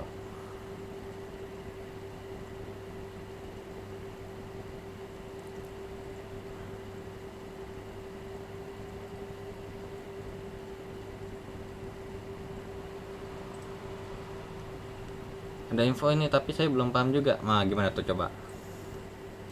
nggak apa-apa, jawab aja seadanya. Mungkin nanti asam fluorida merupakan satu-satunya asam lemah lagi yang tidak terdisosiasi sempurna dalam air ya. Iya, maksudnya kalau misalnya dalam saluran ini juga masih salah satu alasannya adalah karena adanya ikatan hidrogen. Oh iya juga ya. Terlalu bentar. HO, HN sama HF ya. Oke, benar sih. Bisa kita katakan oke karena ada ikatan hidrogen nih. Karena beda ya sama HCl kan nggak ada ikatan hidrogen nih. Makanya ketika kita bahas ikatan hidrogen gitu ya, kan semakin kuat gitu ya, semakin kuat tarikannya berarti semakin sulit untuk melepas gitu. Bisa karena memiliki ikatan hidrogen. Jadi karena ya sebenarnya dia bisa melepas nih tapi nggak sempurna karena ya ketahan sama ikatan hidrogen. Karena kalau kita bahas ikatan polar gitu ya, ikatan polar yang paling kuat itu adalah ikatan hidrogen gitu ya, ikatan polar yang ini ya, FO dengan N, betul. Nah berarti kalau misalnya kita bahas H gitu ya, F termasuk asam lemah gitu, karena kan ketika kita bahas ya udah dia ketahan nih gitu, atau dia punya ikatan hidrogen antara molekul-molekul HF gitu. Yang semakin lepas apa mas? Jadi apakah asam konsep yang melepas apa? Melepas H plusnya gitu. Kan tadi kan kalau misalnya kita konteksnya pakai lepas menghasilkan ion H plus gitu dalam air, kan H plusnya lepas tuh. Jadi kalau misalnya Cl, Bri selain dari ikatan yang nggak se-strong daripada HF, udah gitu didukung juga dengan terkait dengan yang namanya ukuran jari-jari yang semakin gede, maka dia semakin gampang melepas ion H+ gitu. Jadi H plusnya makin gampang terlepas. Nah karena semakin gampang terlepas atau memudahkan ion H plusnya itu untuk terlepas atau terurai. Sehingga ya udah, berarti semakin gampang ya semakin kuat gitu. Kalau semakin sulit melepas ya berarti tingkat keasamannya ya akan semakin sulit gitu. Terkait dengan pH-nya juga semakin rendah. Ya terdeteksi apakah ada kaitannya dengan ikatan hidrogen? Mana tuh? Karena tidak terdisosiasi itu kan terkait dengan ya pelepasan gitu ya. Nah kalau misalnya kita ibarat katakan bahwasanya antar molekul itu ikatannya kuat atau ada ikatan hidrogen kan gitu ya, atau ada ikatan hidrogen. Nah dimana ikatan hidrogen itu kan termasuk ikatan yang kuat hitungannya. Jadi kalau misalnya kita bandingin sama yang nggak ada ikatan hidrogen, ya dia akan terurai. Kalau yang nggak ada ikatan hidrogen terurai sempurna, sedangkan ada yang ikatan hidrogen itu akan terionisasi atau terurai sebagian, kurang lebih seperti itu sih kalau dilihat dari atas ini gitu. Kalau kita awamnya ya, semakin mudah melepas mana yang lebih alkohol dengan air sama-sama berikatan hidrogen. Apa nih semakin mudah melepas, mana yang mudah melepas H plus gitu ya. Coba kita cari dulu nilai Ka nya. Met Ka terlalu ada nggak Ka nya? Sama-sama berikatan hidrogen. Oke ya, alkohol terutama untuk O dengan H nya iya. Kalau semakin mudah melepas, mana yang mudah melepas antara alkohol dan air? Ion H plusnya ya. Oke, bentar, coba kita cari dulu apakah ada nih terkait dengan bentar.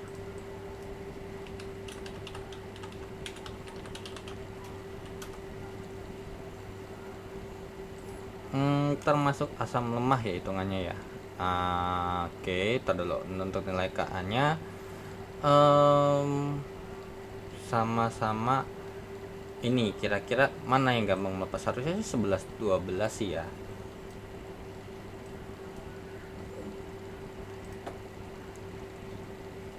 Harusnya sih 11-12 sih. Karena kalau dibandingin sama air kan kalau ketetapan ionisasinya kita anggap tetapan ionisasi air kalau dalam suhu ruangan, atau ya kita anggap aja dah dengan ini ya, tetapan ionisasi alkohol.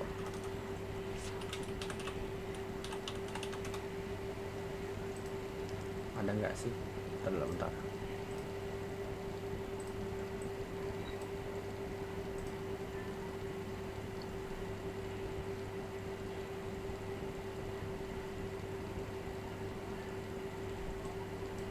Nah, oke. Kalau semisal nih kan kita tahu bahwasanya kan kalau ibarat kata mungkin tadi KW konstanta ionisasinya air gitu ya. Tadi kan 10 pangkat min 14. Sedangkan KW-nya alkohol itu adalah 10 pangkat min 15 sampai 10 pangkat min 16. Nah, artinya berarti kan kalau misalnya kita bandingkan ya, kalau kita ibarat kata ya ini konstantanya si alkohol gitu ya, atau mungkin termasuk asam gitu ya. Oke, ini kan semakin rendah nih gitu ya, terkait dengan sebenarnya ini ada hubungan dengan alfa dengan Ka sebenarnya kalau emang mau dilanjutin. Ntar dulu bentar. Mungkin saya pakai rumus ini aja deh, coba. Derajat ionisasi asam lemah, coba.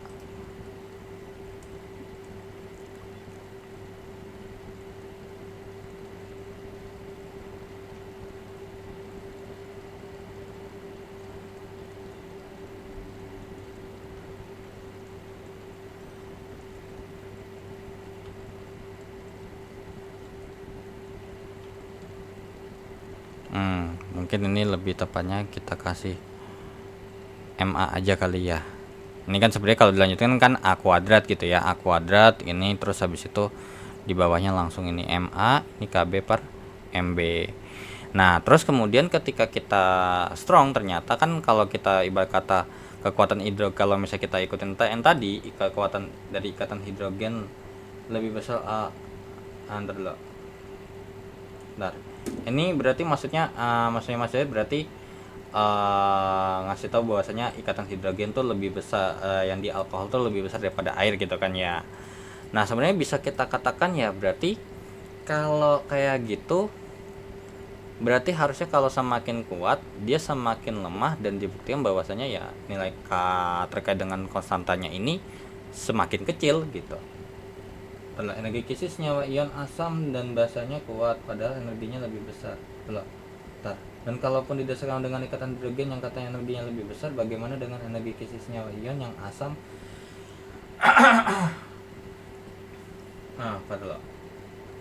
Energinya lebih besar. Bagaimana dengan energi kisis senyawa ion yang asam basanya ion asam basanya kuat padahal energinya lebih besar? Energi apanya nih yang lebih besar nih? Ikatan hidrogennya kah? Dan kalau dengan hidrogen yang katanya energinya lebih besar, energinya lebih besar daripada ikatan hidrogen.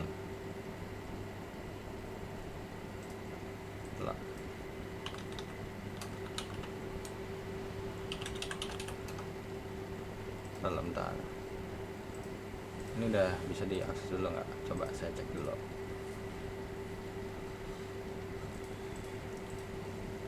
Mbak Hana, boleh minta tolong cek lagi buka ini nggak, foto B? Atau masih buka foto B nggak? Enggak, aku buka dulu. Iya, untuk yang Kim D ini untuk KB1-nya mentoknya sampai mana? Reaksi asam basa doang kan ya? Ya kan ya, sama saja. Iya, seingat saya sih harusnya sampai asam basa doang. Bentar dulu. Bagaimana dengan energi kisis senyawa ion yang asam dan basanya kuat padahal energinya lebih besar?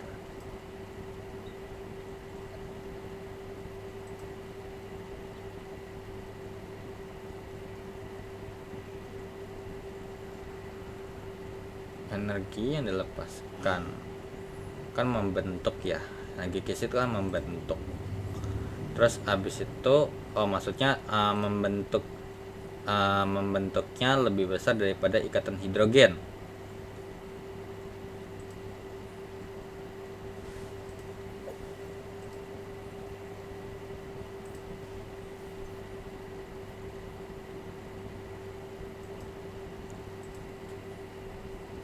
Gitu kan ya? Apa saya yang salah nangkep? Kalaupun didasarkan dengan ikatan hidrogen yang katanya energinya lebih besar, ya, bagaimana dengan energi kisi senyawa ion yang asam dan basanya kuat?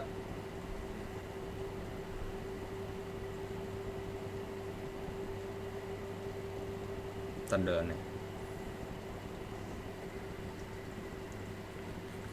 Dan kalaupun didasarkan dengan ikatan hidrogen yang katanya energinya lebih besar, ya mas tadi katanya kan nah, karena energi pada ikatan hidrogen lebih besar sehingga membuat senyawa bersifat lemah.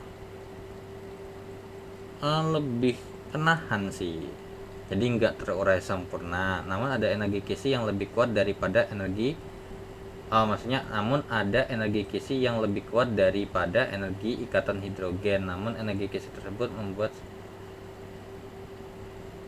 senyawanya kuat. Bagaimana? Oke, namun ada energi kisi yang lebih kuat daripada energi yang ada pada ikatan hidrogen. Oke, NaCl. Lebih kuat daripada ikatan hidrogen. Namun energi kisi tersebut membuat senyawa kuat. NaCl ini kan garam.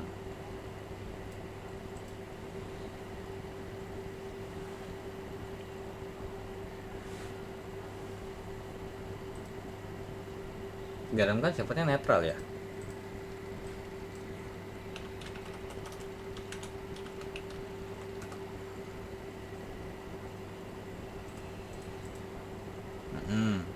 Namun ada energi kisi yang lebih kuat daripada energi pada ikatan hidrogen. Namun energi kisi tersebut membuat senyawanya kuat.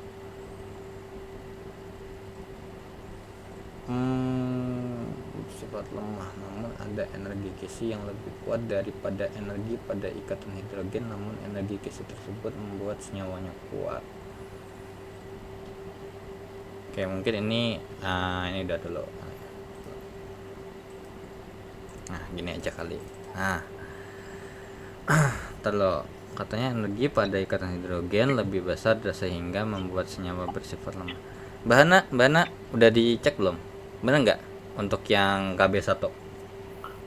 Sampai asam basa aja. Ya, sampai asam basa kan cuman reaksiin asam dan basa. Kayak contohnya reaksi asam basanya itu hasilnya garam dan air ya. Nah, mungkin Ya, tambah dulu bentar deh. tambah topik terakhir tuh air hujan. Iya, bentar dulu. Yang kalau reaksi asam dan basa pada secara umumnya ya, mungkin ini tambahin dikit dulu sebelum lanjutin lagi. Terkait dengan reaksi asam basa, asam tambah basa itu reaksi umumnya adalah garam ditambah dengan air, yang dimana airnya ini didapat daripada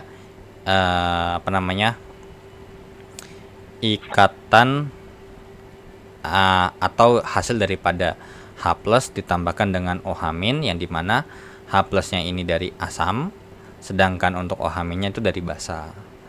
Tapi tidak menuntut kemungkinan bahwasanya reaksinya itu nggak harus selalu disertai dengan air. Kayak contohnya misalnya NH3 ditambahkan dengan HCl, ini jadinya nanti garam NH4Cl. Langsung gabung gitu. Karena ini definisinya adalah ini punya ikatan, ini kan basa ya. Ini basanya Lewis, ini asamnya daripada si asam Lewis juga, yang kemudian ini membentuk sebuah garam. Oke, bergantung pada nilai Ka dan Kb serta konsentrasi. Bergantung pada nilai Ka dan Kb-nya serta konsentrasi salah satu yang lebih besar membuat NaCl bisa cenderung asam atau basa. Terus kalau misalnya ini jadinya nanti dia asamnya asam lemah gitu.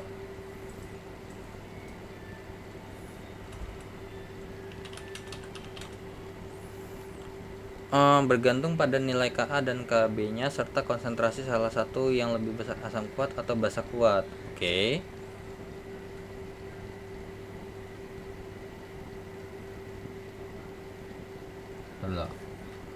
Misalnya NaCl, oke. Terus tadi kan kalau misalnya kita berkata ikatan hidrogen yang bersifat membuat senyawanya bersifat lemah, karena dia sulit melepas ion H+ gitu kan.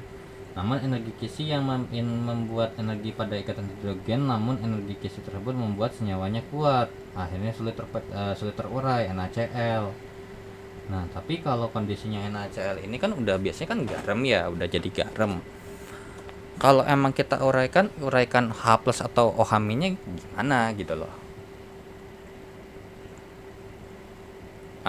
Bingung saya, tapi nggak apa-apa, semoga nggak ada di ujian. Sebenarnya bukan masalah nggak ada di ujian sih sebenarnya, karena ya emang mumpung aja kita lagi diskusi aja sih sebenarnya. Kalau emang mungkin ada yang tahu gitu ya, nggak ada masalah. Karena gini, ketika apa sih namanya, kalau kimia dasar yang KIM D4110 saya nggak tahu ya, karena kan kalau terkait dengan yang KIM D4110 ini kan saya nggak ambil. Kalau yang PEKI saya tahu kurang lebih gimana bentuknya. Yang sebenarnya ya itu kalau misalnya mau nyantai-nyantai belajarnya sih nggak terlalu susah sih sebenarnya, karena emang nggak bahas konseptual banget. Cuman ya kalau emang misalnya kita ngerti konseptualnya kan lebih enak tuh ya kan, kalau misalnya ada soal yang serupa misalnya ini ya kita bisa pakai pendekatan ini gitu loh. Tergantung sama, coba ya, coba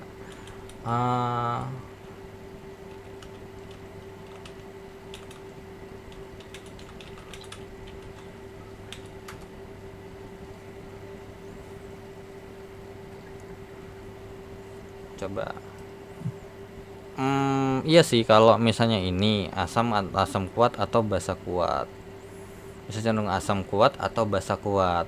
Padahal kalau misalnya kayak tadi ya, karena kalau misalnya mungkin gini sih, kalau sebenarnya kalau NaCl itu kan ya sebenarnya NaOH ya, NaOH tambah HCl. Kalau kita mau bikin reaksi ininya NaOH tambah HCl jadinya NaCl tambah H2O. Yang sebenarnya dari situ udah kebayang sih kenapa dia kalau emang misalnya asam-asam kuat ya, karena dia terdiri dari HCl gitu kan. Ataupun kalau dia basa kuat ya terdiri dari NaOH.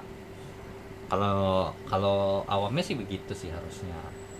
Cuman kalau emang misalnya kita hubungkan dengan energi yang tadi, nah makanya soalnya gini, kalau emang kita tadi hubungkan dengan energi ikatan yang tadi, karena kalau NaCl kalau dimasukin air itu, kalau misalnya ngelihat asam kuat atau basa kuatnya gimana, karena kan kalau cuman garam doang kan NaCl ya terurai jadi Na+ tambah Cl- itu kan.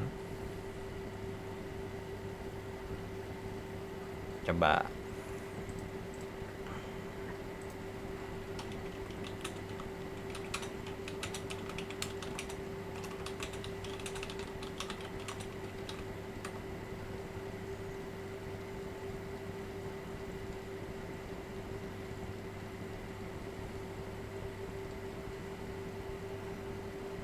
iya.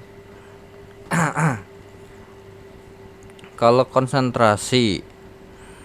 semisal konsentrasi daripada ini harusnya bersisa nggak sih, kalau emang kita reaksikan harusnya asam dan basa ada sisa basanya. Kalau misalnya emang kelebihan basa berarti ada sisa basanya, terus ada sisa garamnya gitu kan ya. Terus kemudian kalau misalnya untuk yang sisa asam berarti itu garam, ada terbentuk garam dan akan ada sisa daripada si asamnya itu sendiri. Dan yang tadi yang kalau dihitung ya H+ daripada sisa asam kuat sama asam basa kuat, seingat saya tuh gitu.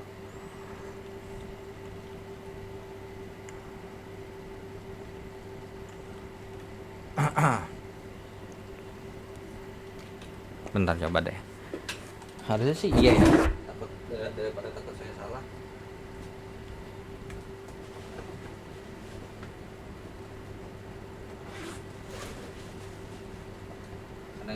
Karena jarang dipakai asam basa 11.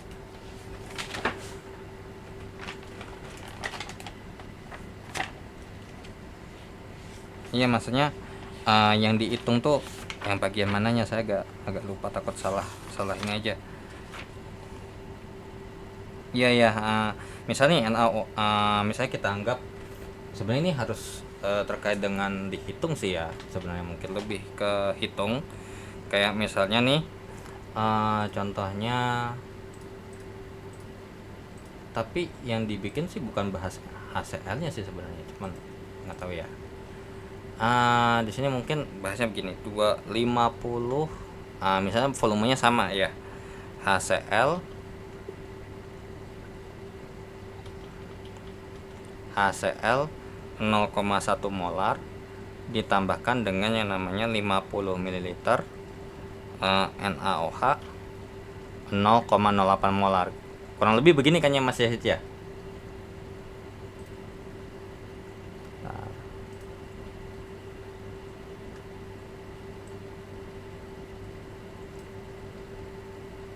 Nah, ini kalau setahu saya ya, mungkin boleh ya kan. Nah, ketika kita bikin kan HCl tambah dengan NaOH, itu kan akan membentuk yang namanya NaCl tambah H2O. Nah, di sini emang membentuk larutan garam, ada garamnya. Cuman ketika mau ngitung, yang dihitung kan tetap bagian asamnya ini gitu loh. Yang dihitung kan bagian ininya. Jadi ada garam masih ya adalah endapannya, tapi adalah larutan yang bersifat larutan yang dimana ini larutan gitu yang bersifat asam gitu. Ya kalau misalnya ini dihitungnya dari mana ya tinggal kita cari molnya kan. 50 kali 0,1 jadinya adalah 5 milimol. Sedangkan kalau yang ini N-nya adalah 50 kali 0,08, ini adalah 4 milimol. Nah terus kalau misalnya kita hitung MRS kan, nah MRS oke, ini jadinya 5 milimol, ini 4 milimol, ini belum ada. Nah, ini 4 milimol, ini karena ini reaksi pembatasnya ini ya. 4 4 4 4. Nah, ini terbentuk garam nih sebanyak 4 milimol gitu ya. 4 milimol yang nanti kalau emang kita mau ngitung massa garam yang terbentuk ya tinggal kita pakai N sama dengan G per mR.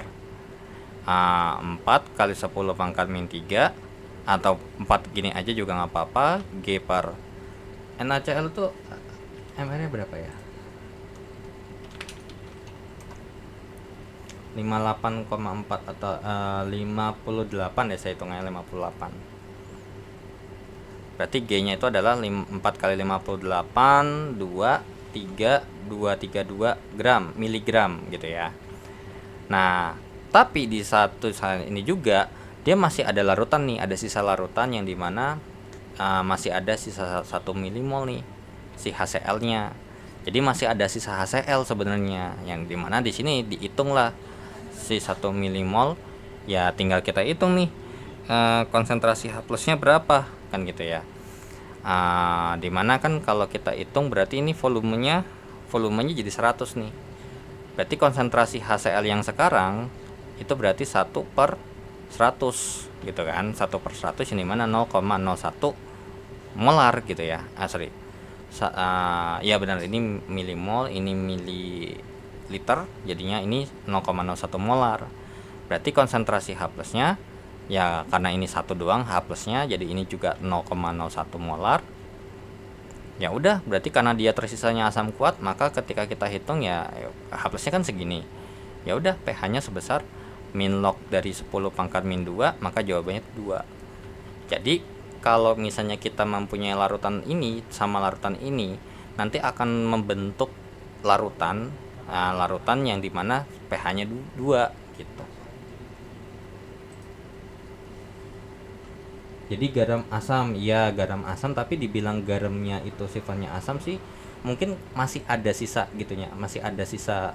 Kalau ibarat kata nih gini, mungkin kita mau mereaksikan larutan gitu ya, larutan, kemudian ketika kita bahas larutan itu ternyata tuh masih ada sisa larutannya gitu, masih ada pengaruh HCl-nya, karena kalau ini habis harusnya netral kan gitu, tetap garam netral. Tapi kalau ini garamnya garam asam yang dimana tuh sebenarnya mungkin bisa dikatakan garam yang ada di asam.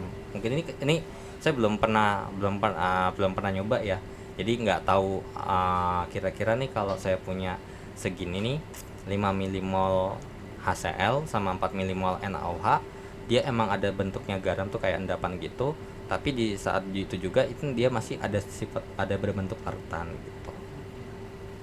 Kalau garamnya kalau misalnya ini dicek, masih dicek lagi sih, masih divalidasi lagi bahwasanya ketika nanti ini kita larutin, bener nggak sih pH-nya tuh masih 2 atau emang pH-nya tuh netral gitu. Cuman yang terbentuk ini larutannya aja nih. Gitu. Kalau dari saya sih gitu ya, kalau dilihat ini kita anggap kita pakai hitungan. Jadi kalau misalnya mau validasi lagi apakah emang ini garamnya ini termasuk sifatnya asam ataupun basa gitu ya. Kita harus validasi lagi dari dengan sistem seperti ini. Nanti NaCl-nya kita larutkan ke dalam air. Nanti kita cek nih pakai pH meter. Kalau emang ternyata di sini volumenya karena berhubung ini adalah ada sisa asamnya, ya udah berarti garamnya tuh oke gitu. Kalau setahu saya tuh tetap masuknya sih, kalau dari saya sih ini garam yang sifatnya netral sih harusnya ya.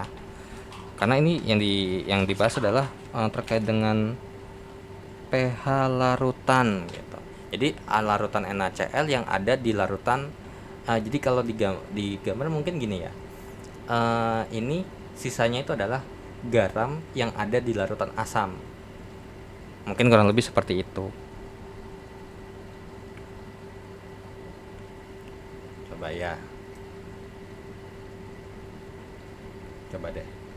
50 ml HCl 0,1 molar dicampur dengan 50 ml NaOH. Coba saya cek dulu bentar ya. 0,08 molar. Ada nggak sih kalau PET? Oh, ntar dulu. PET Colorado, PET Edu, ada nggak di sini asam dan basa? Coba saya cek dulu. Ada nggak asam dan basanya? Kalau emang ada asam dan basa, mungkin nanti coba saya cek dulu PET Edunya. Chemistry untuk wait.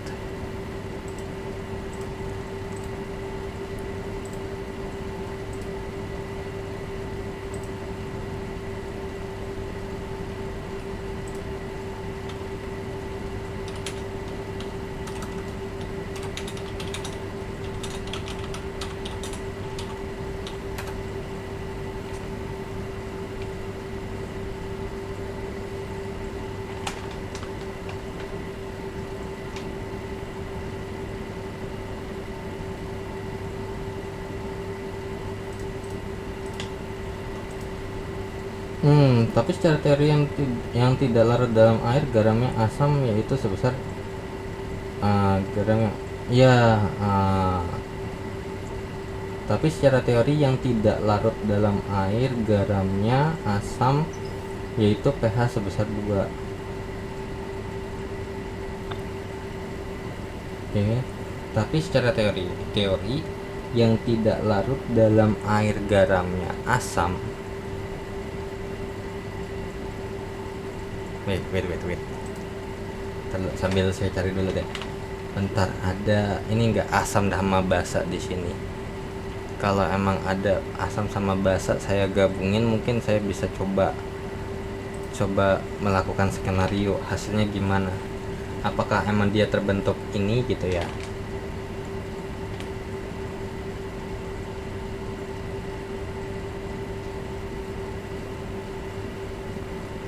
Oh, nggak ada deh asam sama basa di sini. Terdelok bentar nih, ada nih. Acid and base solution. Oke.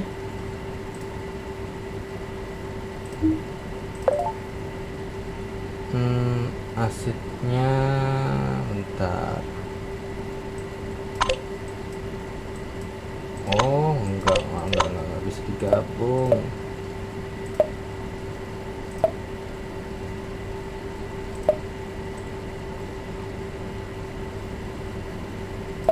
Nggak bisa digabung, nggak bisa. Ternyata garam yang tidak larut dalam air bersifat asam yaitu pH sama dengan 2. Iya. Jadi kalau misalnya ditanya, nah makanya kalau misalnya mungkin bisa kita katakan mungkin pH-nya bersifat asam gitu kalau emang sisanya asam. Tapi kalau misalnya cuman ini saya nggak maksudnya nggak tahu pasti gitu loh, maksudnya kalau untuk terkait dengan garam nggak saya coba langsung apakah emang benar gitu loh, maksudnya kalau misalnya saya punya garam gitu ya, daripada ini tuh benar-benar pH-nya tuh juga 2 gitu atau netral, jangan-jangan ya. Jadi maksudnya tuh jangan-jangan emang sebenarnya ini netral, tapi karena berhubung masih ada di dalam sesuatu yang asam ya, jadi kalau kita ukur larutannya ya larutan asam yang kehitung gitu.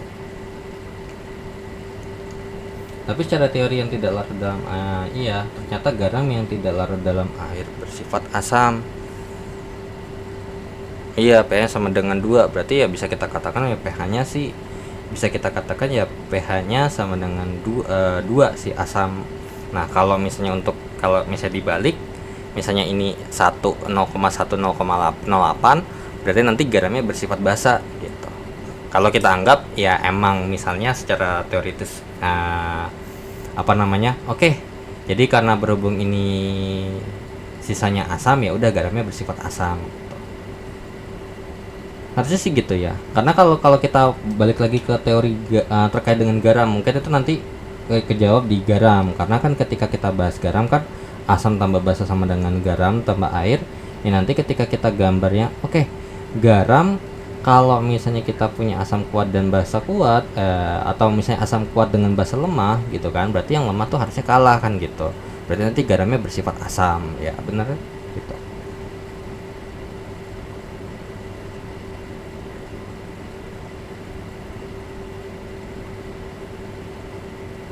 Kalau secara teoritis ini garamnya tuh harusnya nih, kalau secara teoritis ya udah berarti ini garamnya bersifat asam dengan konteks soal seperti ini. Kalau dibalik nanti garamnya bersifat basa gitu. Iya sih, harusnya sih begitu. Coba kalau misalnya NaCl masa enggak?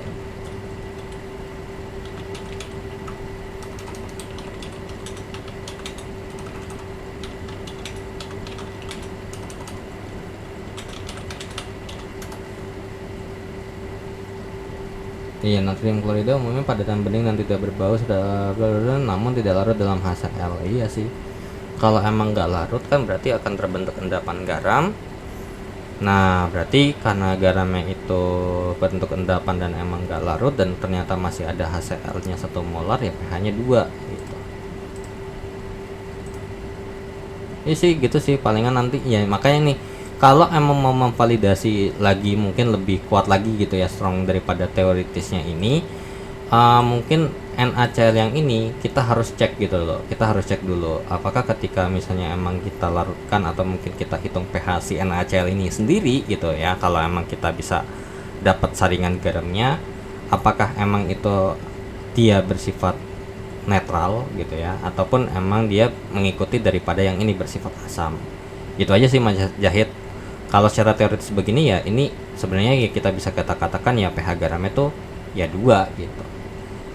Konsentrasinya iya, maksudnya takutnya maksudnya emang kalau misalnya kita takutnya nih, maksudnya kalau si garamnya ini kalau dicek gitu ya, apakah 2 gitu, apakah persis 2 juga, atau mungkin ya dia termasuk asam tapi asamnya tuh lemah gitu loh. Jadi kalau mau lebih valid lagi, cuman kalau secara hitungan ya ini termasuk garam yang bersifat asam. Karena pas ternyata ketika ini ini NaCl-nya nih ada garam, tapi garamnya tuh ada di larutan daripada ada di larutan HCl dan NaOH. Karena kan kalau ini kita bikin kan masih ada larutannya nih gitu loh. Masih ada larutannya, bukan model kayak ini tuh nanti bentuknya garam, larutannya hilang kan gitu. Jadi makanya ini kalau yang saya tangkap sih, kalau seingat saya ya, kalau terkait dengan ini ya bukan garamnya sih yang dihitung, sebenarnya pH larutannya sih yang dihitung. Cuman ada beberapa juga soal yang kalau ketika bahas begini yang ditanya garamnya gitu.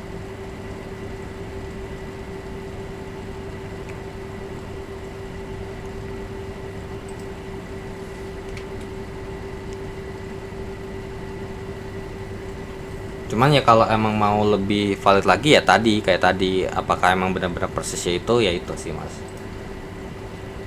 Itu aja sih jawaban dari saya. Kalau emang misalnya kalau kita lihat secara teoritis kan ini angka yang di sini kalau pH sama dengan 2 ya udah kita anggap aja berarti semisal kita anggap aja bahwasanya garam itu sama dengan larutannya juga, ya berarti garamnya asam gitu. Cuman saya lupa deh, saya lupa deh kalau misalnya untuk kayak gini nih, maksudnya secara teoritisnya, maksudnya secara praktek itu beneran emang asam juga apa enggak gitu loh.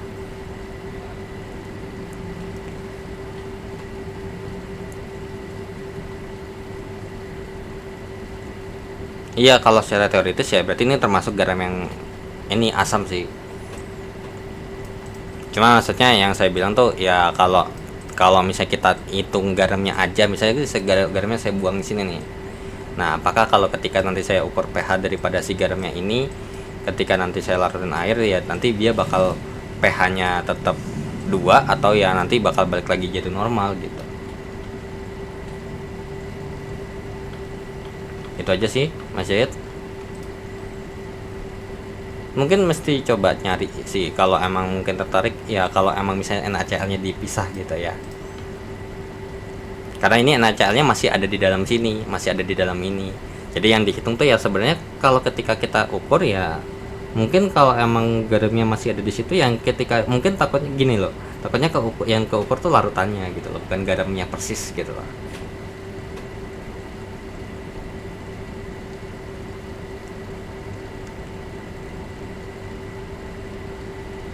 Iya, maksudnya itu. Cuman maksudnya tuh ini misalnya kalau NaCl-nya gitu ya, NaCl-nya saya buang gitu ya.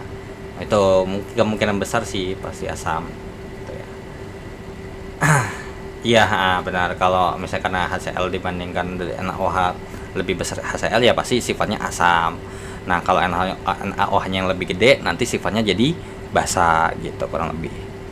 Nah, cuman ya kalau emang mau lebih ini lagi, lebih jos lagi gitu ya, dicoba beneran sih.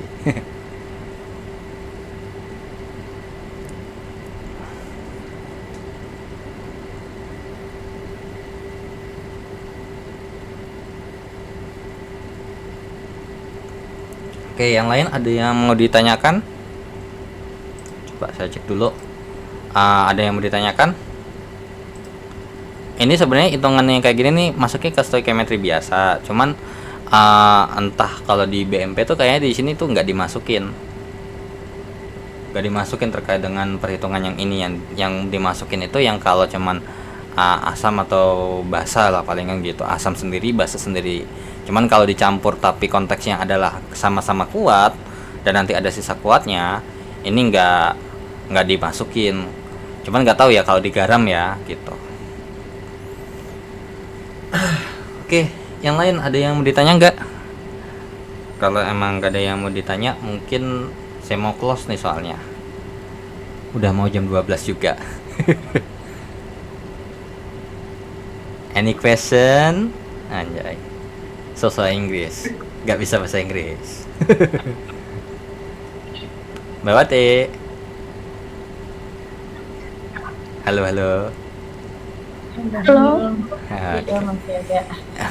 Oke, yang lain ada yang mau ditanya nggak? Kalau emang nggak ada yang mau ditanya, mungkin saya close dulu untuk pertemuan kali ini. Thanks ya yang udah join di meeting kali ini, baik yang sudah sampai bertahan sampai akhir gitu ya, karena tadi ya kurang lebih mulai jam 10-an sampai sekarang jam 12, hampir jam 12 ya. Udah kuat ya 2 jam, walaupun ya mungkin di sini ya kalau dilihat ada beberapa orang yang mungkin udah tidur atau yang mungkin nyimak aja gitu ya.